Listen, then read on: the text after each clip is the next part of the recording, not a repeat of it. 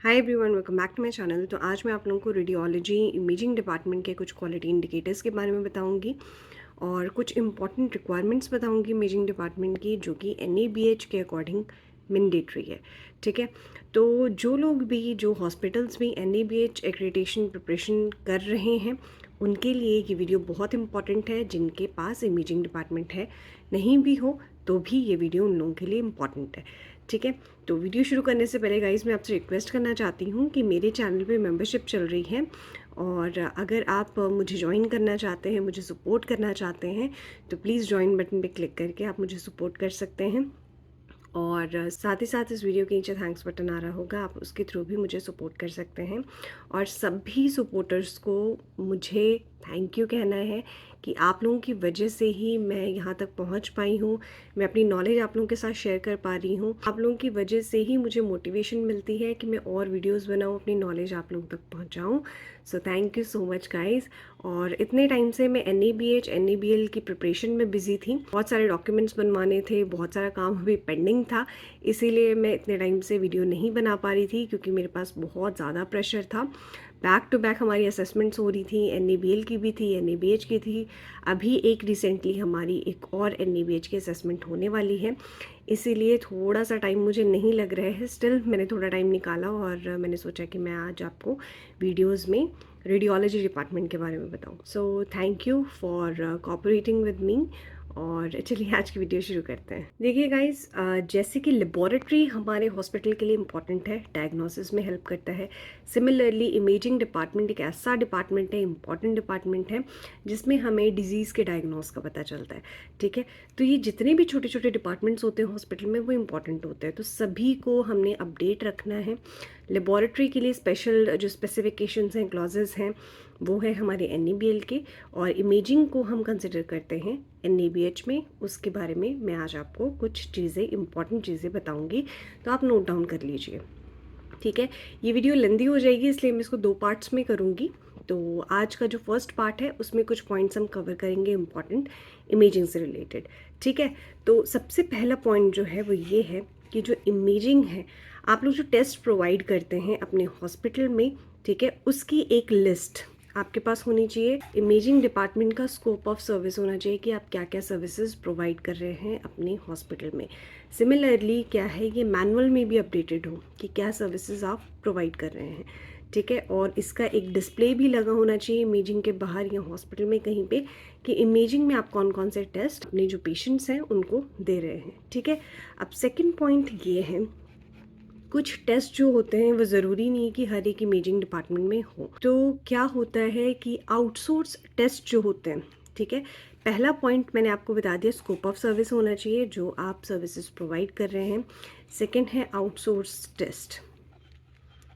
Outsource test की एक list लगी हो, जो टेस्ट आप इन हाउस नहीं करते हैं, बाहर भेजते हैं, उनको पेशेंट्स को बताना बहुत इम्पॉर्टेंट है। उनको बताएं भी, साथ ही साथ आपके पास आउटसोर्स टेस्ट की एक लिस्ट लगी हो और कौन कौन से आप इमेजिंग डिपार्टमेंट में सेंड करते हैं उसकी एक लिस्ट लगी हो।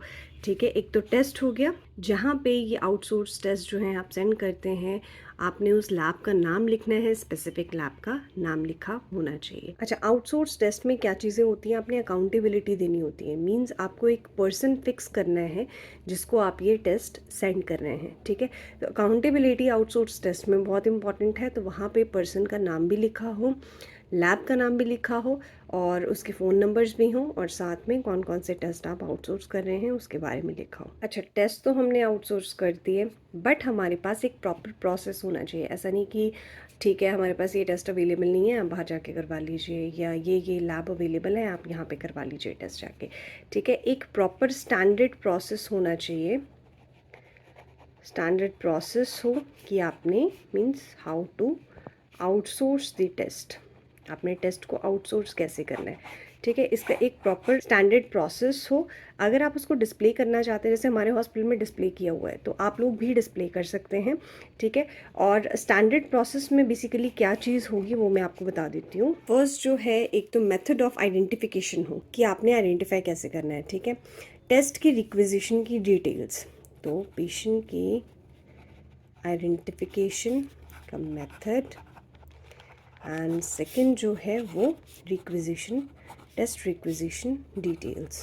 थर्ड है कम्युनिकेशन, कि आपने कम्युनिकेट कैसे करना है विद आउटसोर्स लैब।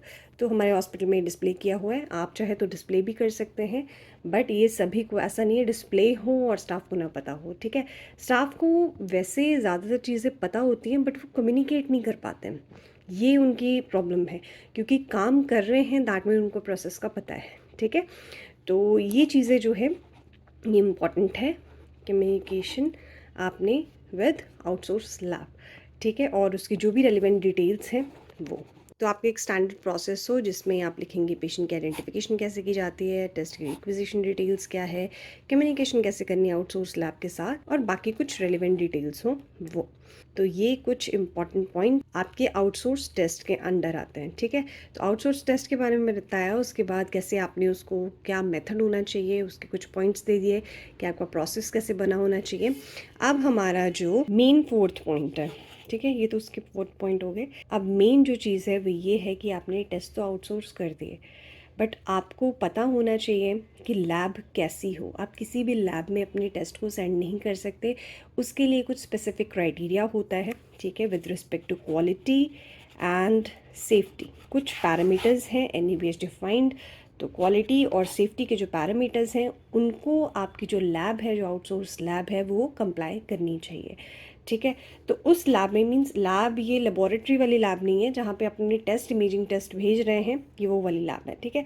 तो जो क्वालिटी और सेफ्टी के स्टैंडर्ड्स हैं उनको फॉलो करनी चाहिए, वहाँ पे आप अपने जो है टेस्ट सेंड कर सकते हैं, जो इमेजिंग के टेस्ट है। इसके लिए आप एक काम कर सकते हैं, एक चेकलिस्ट बना सकते हैं एज पर स्टैंडर्ड्स, और उसमें क्वालिटी के भी कुछ फीचर्स हों, सेफ्टी के भी कुछ स्टैंडर्ड्स हों, और आपने एक्चुअल में वहाँ पे जाके विज़िट करना है और चेक करना है कि क्या ये चीज़ें वो लैब कंप्लाई कर रही है कि नहीं, जो आपकी दूसरी लैब होगी जहाँ पे आप टेस्ट को आउटसोर्स कर रहे हैं, ठीक है। तो ये पॉइंट इंपॉर्टेंट है, और इसकी डॉक्यूमेंटेड, मीन्स आप क्वार्टरली भी कर सकते हैं, एवरी मंथ भी कर सकते हैं, डिपेंड करता है, बट आपको ये पैरामीटर्स को इंक्लूड करना है, एक्चुअल में जाके असेस करना है। ऐसा नहीं है कि आपने बस टिक टिक कर दिया अपनी चेकलिस्ट पे और हो गया, ठीक है। आप अगर एक्चुअल में पेशेंट की क्वालिटी, ये हम लोग एक्चुअल में करते हैं, इसीलिए मैं आपको बता रही हूँ कि हम सिर्फ चेकलिस्ट को टिक नहीं करते हैं, हम एक्चुअल में विज़िट करते हैं वहाँ पे जाके। और जैसे हमारा क्वार्टरली है तो हम लोग क्वार्टरली जाते हैं, विज़िट करते हैं, वहाँ पे राउंड करते हैं, चीज़ों को चेक करते हैं, हमारा पूरा दिन उसी में ही निकल जाता है, ठीक है। तो टाइम टेकिंग प्रोसेस है, बट आपके लिए एक डॉक्यूमेंट क्रिएट हो जाएगा। अच्छा, अगर आपकी लैब जो है वो इन हाउस है तो कोई बात नहीं है, बट अगर आपकी लैब जो है वो आउटसोर्स है, आपको एक MOU जो है वो साइन कराना पड़ेगा विद आउटसोर्स लैब, ठीक है। तो MOU होना बहुत ज़रूरी है, एक एग्रीमेंट होना बहुत ज़रूरी है, ठीक है। MOU की मेरी एक वीडियो है, आप देख सकते हैं प्लीज़। MOU और एग्रीमेंट जो है वो दो डिफरेंट चीज़ें हैं, इसको क्लैरिफाई कर लीजिए। तो अगर आपकी इन हाउस है जो इमेजिंग डिपार्टमेंट है तो कोई बात नहीं, अगर आपका आउटसोर्स है तो आपको एक मेमोरेंडम ऑफ अंडरस्टैंडिंग साइन कराना बहुत ज़रूरी है, ठीक है। उसमें कुछ स्पेसिफिक टर्म्स एंड कंडीशंस लिखी होती हैं, आप मेरी वो वीडियो देख लीजिए, ठीक है। आपको जो है पता चल जाएगा कि क्या चीज़ें MOU में चाहिए हो। टर्म्स एंड कंडीशन की बात मैं कर रही हूँ, टर्म्स एंड कंडीशन आपकी होनी चाहिए with respect to the quality assurance requirements, ठीक है। ये रिक्वायरमेंट्स आप अपने MOU में मेंशन करेंगे, 4-5 पॉइंट्स होते हैं इसके, आप उसको मेंशन करेंगे और उसको भी आप डॉक्यूमेंट करके रखेंगे, और ये लीगल रिक्वायरमेंट्स के अंडर आपका आ जाएगा। अब जो है 6th इम्पॉर्टेंट पॉइंट, ये है आपका AERB। आपकी लैब का लेआउट होगा वो अप्रूव्ड होना चाहिए फ्रॉम AERB। इसके अंदर आपके इक्विपमेंट्स आते हैं जैसे कि एक्सरे हो गया, CT स्कैन हो गया, AERB अप्रूवल होनी बहुत ज़रूरी है, तो ये ज़रूर करवा लें, ठीक है, क्योंकि ये नहीं होगा तो आपके इमेजिंग डिपार्टमेंट किसी काम का नहीं है। अब इसमें 7th पॉइंट हमारा ये है, जो भी आपके इक्विपमेंट्स रेडिएशन को इमिट करते हैं उनका एक अप्रूवल सर्टिफिकेट हो फ्रॉम AERB। तो ये बहुत इंपॉर्टेंट है, आप इसकी वेबसाइट चेक कर सकते हैं, इसके गाइडलाइंस को पढ़ सकते हैं, ठीक है। देन TLD बैजेस, आपको तो पता होगा लेड एप्रन और TLD बैजेस बहुत इंपॉर्टेंट होते हैं रेडिएशन डिपार्टमेंट में। तो ये चीज़ें जो भी स्टाफ वर्क कर रहा है उनके सभी के TLD बैजेस हों और अपडेटेड हों, ठीक है, उनको चेक करना है। और इसकी 3 मंथली रिपोर्ट आती है, TLD मॉनिटरिंग रिजल्ट्स आते हैं उसमें कि कितनी रेडिएशन की एक्सपोजर हुई है।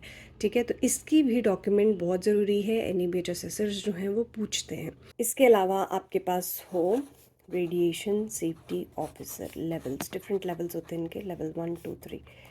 ठीक है, जैसे कि किसी के पास पेट सिटी हो, ठीक है, तो RSO होना बहुत ज़रूरी है। रेडिएशन डिपार्टमेंट है, RSO होना बहुत ज़रूरी है। इसीलिए RSO का होना ज़रूरी है। आपकी हॉस्पिटल में ये डेजिग्नेशन होनी चाहिए RSO की, और उनको जो है बार्क सर्टिफाइड होते हैं बेसिकली, रेडिएशन सेफ्टी ऑफिसर।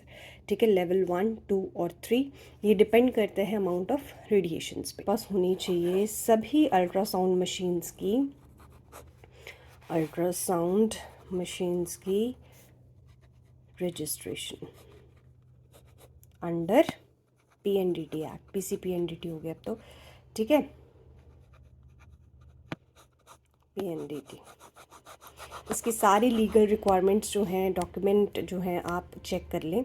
ठीक, ये मैं आपको पॉइंट्स बता रही हूँ कि आप इसके अकॉर्डिंग जो है अपनी प्रिपरेशन NABH के करना शुरू कर दें। इसके अलावा आपके पास होना चाहिए SOP सभी टेस्ट जो होंगे आपके इमेजिंग डिपार्टमेंट में, अगर इन हाउस है तो जो भी टेस्ट आप प्रोवाइड कर रहे हैं अपने इमेजिंग डिपार्टमेंट में, उसका स्टैंडर्ड ऑपरेटिंग प्रोसीजर होना बहुत ज़रूरी है, और ये प्रॉपरली अपडेटेड हो, आपके डिपार्टमेंट में ये रखा होना चाहिए। अब 12th पॉइंट टैट के बारे में आपने सुना होगा, which is turn around time. अब टर्न अराउंड टाइम जो है, एक तो डिस्प्ले हो, ठीक है, डिस्प्ले होना बहुत ज़रूरी है टर्न अराउंड टाइम, और टर्न अराउंड टाइम के बारे में आपके स्टाफ को पता हो। सभी टेस्ट का टर्न अराउंड टाइम जो है वो डिफ़ाइन होना चाहिए। ठीक है, तो टर्न अराउंड टाइम के बारे में आप पढ़ लें, नहीं है तो मैं देखती हूँ एक वीडियो बना दूँ, अदरवाइज़ सभी को टैट के बारे में पता ही होता है। अगर नहीं भी पता है तो कोई बात नहीं, मैं हूँ, मैं आप लोगों को हर एक चीज़ एक्सप्लेन करूँगी। देन आपके पास होगा इन्फॉर्म्ड कंसेंट। किसी भी पेशेंट का आप इमेजिंग टेस्ट कर रहे हैं तो they should be N informed consent. ठीक है, तो इन्फॉर्म्ड कंसेंट होना बहुत ज़रूरी है इमेजिंग टेस्ट के लिए। ठीक है, तो जैसा कि मैं देख रही हूँ वीडियो बहुत ज़्यादा लेंदी होती जा रही है, मैं सेकंड पार्ट में बाकी चीज़ें कवर करूँगी।